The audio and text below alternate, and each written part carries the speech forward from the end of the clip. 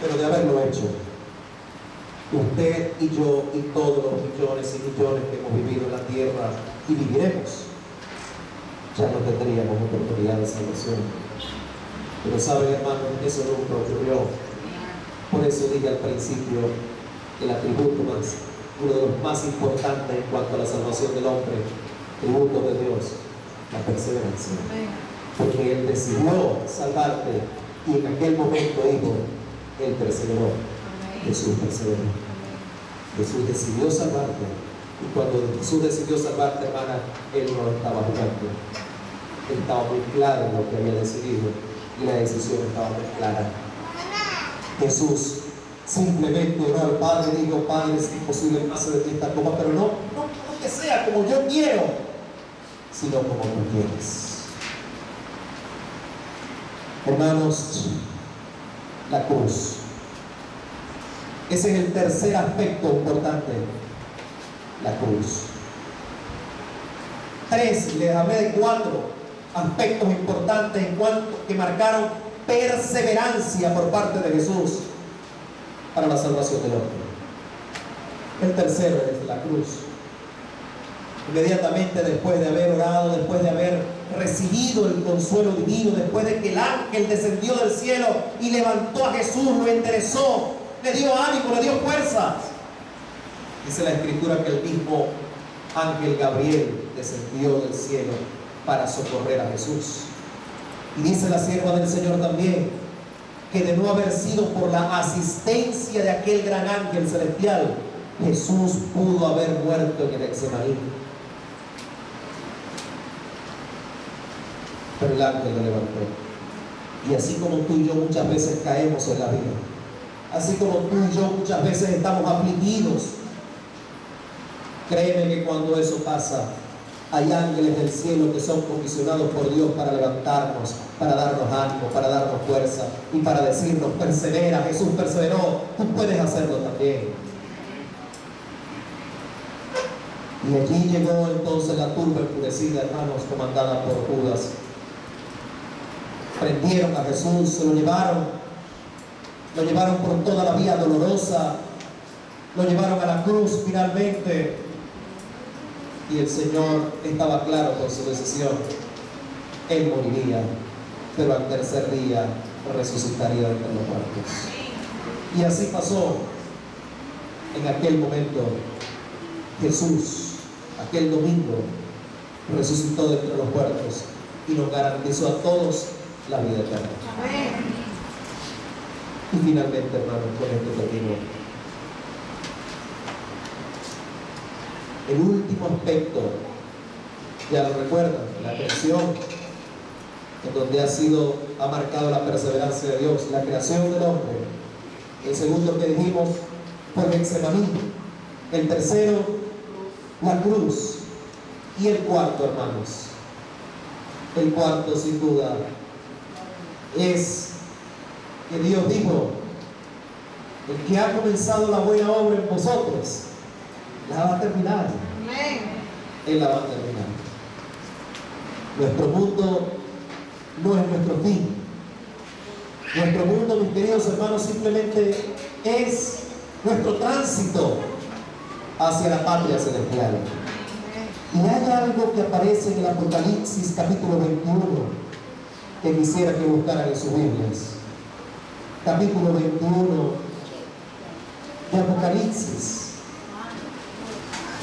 en donde aparece, mis queridos hermanos, la corona o la recompensa final de la perseverancia de Dios para con la salvación del ser humano.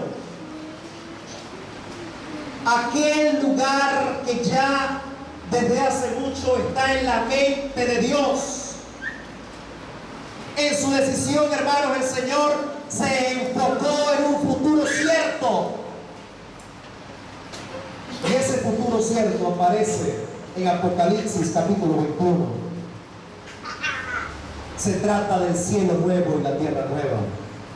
Dice el versículo 1, vi un cielo nuevo y una tierra nueva. Quisieran ustedes leerlo conmigo también, porque el primer cielo y la primera guerra pasaron, y el mar ya no existía más. Y yo vi la santa ciudad, allí tiene mi Dios sus ojos puestos, hermanos, en la santa ciudad. La nueva Jerusalén descender del cielo de Dios, dispuesta como una esposa ataviada para su marido. Y oí una gran voz del cielo que decía: he aquí el tabernáculo de Dios con los hombres, y Él morará con ellos, y ellos serán su pueblo, y Dios mismo estará con ellos como su Dios.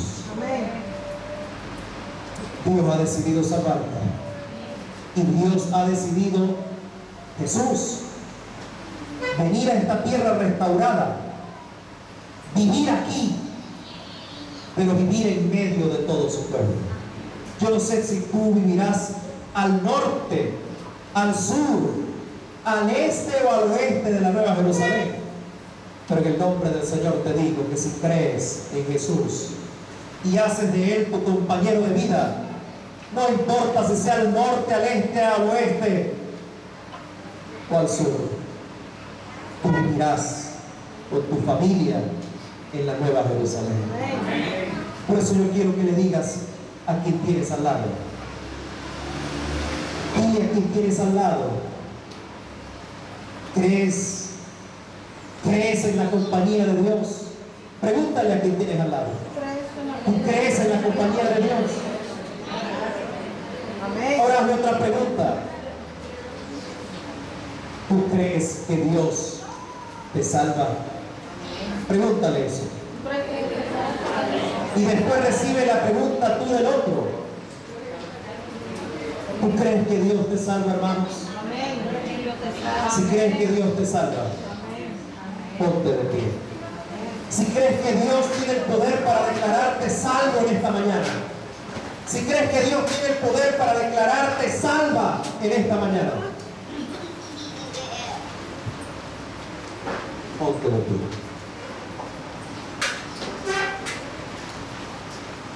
Mis queridos, hace un tiempo atrás, Sir Winston Churchill, ¿han escuchado de él? El Sir es un título nobiliario de Inglaterra, del Reino Unido, pero digámosle Winston Churchill. ¿Han escuchado de él seguramente? Él fue el primer ministro del Reino Unido, de Inglaterra, durante la Segunda Guerra Mundial, y fue la persona clave para que la guerra la ganaran los aliados. Ustedes recuerdan los nazis, Hitler, con su dominio expansivo, nocivo para toda aquella región del mundo.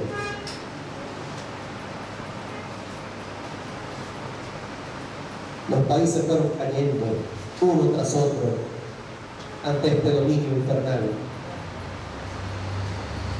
Pero Inglaterra, el Reino Unido, dirigido por este señor Winston Churchill, se alió con otros, especialmente con Francia, para darle batalla a los nazis.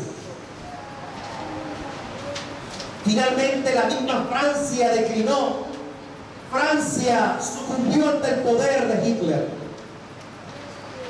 Y ustedes recordarán que han estudiado Historia Universal cómo la esvástica, ¿saben lo que es la esvástica?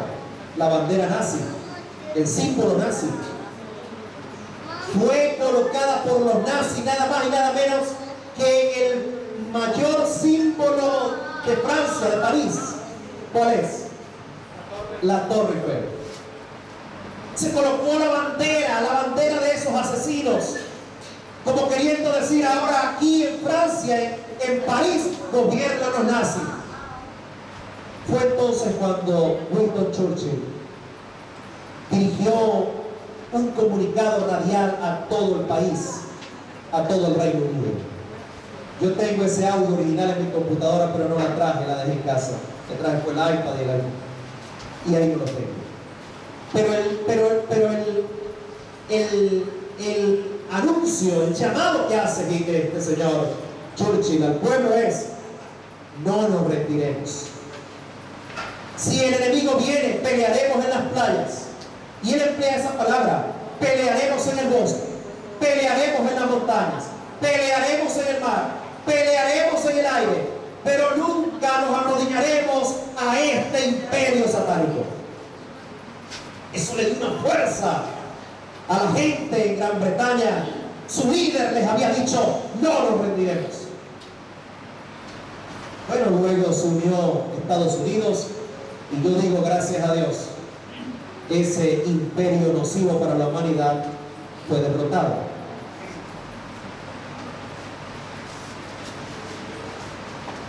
Poco tiempo después de terminada la Segunda Guerra Mundial, invitaron a Winston Churchill a la Universidad de Oxford, una de las principales universidades del Reino Unido, para que diera un discurso de grado.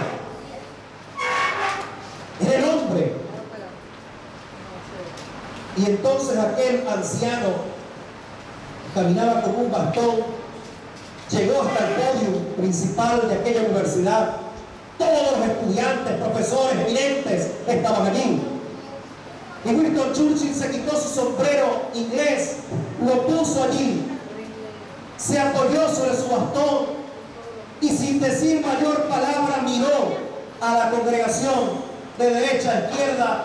Luego hizo otra mirada panorámica de izquierda a derecha y pronunció lo que se conoce como el discurso, uno de los discursos más impresionantes de toda la historia y el más corto de todos.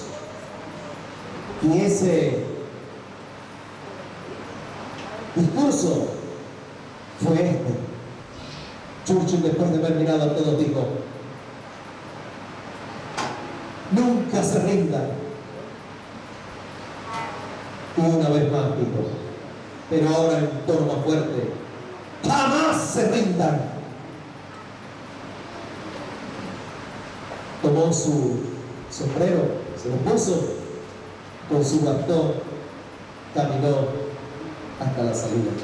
Los muchachos no podían, no habían digerido que se rindan. Quiere decir, finalmente empezaron a digerir en su mente lo que significaba aquellas cortas palabras: nunca se rindan, nunca se rindan. Muy queridos hermanos, el Señor nunca se rindió por amor a nosotros. Ustedes tampoco se rindan por amor a Jesucristo. Perseveren, hermanos, que el que ha de venir ya está más cerca que cuando creemos. Somos adventistas porque creemos que Jesús viene pronto.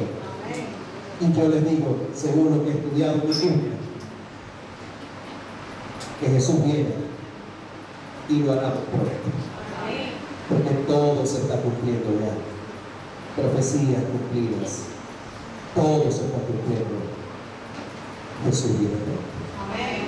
Persevera, lucha, persiste, pero jamás te vayas de la presencia de Dios. Querido Padre,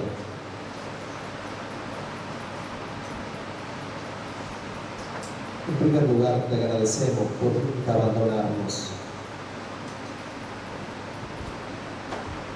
Hoy empezamos a entender, Señor, lo que significó para Jesús el sentirse apartado de tu presencia por cuanto había tanto pecado en él, el pecado de todos nosotros. Fue tanto el pecado que Jesús cargó en la cruz que tu rostro fue quitado de su presencia. Todo eso lo soportó Jesús, Señor Padre. Ustedes nunca se habían separado y se separaron con el único propósito de salvarnos a nosotros en la tierra.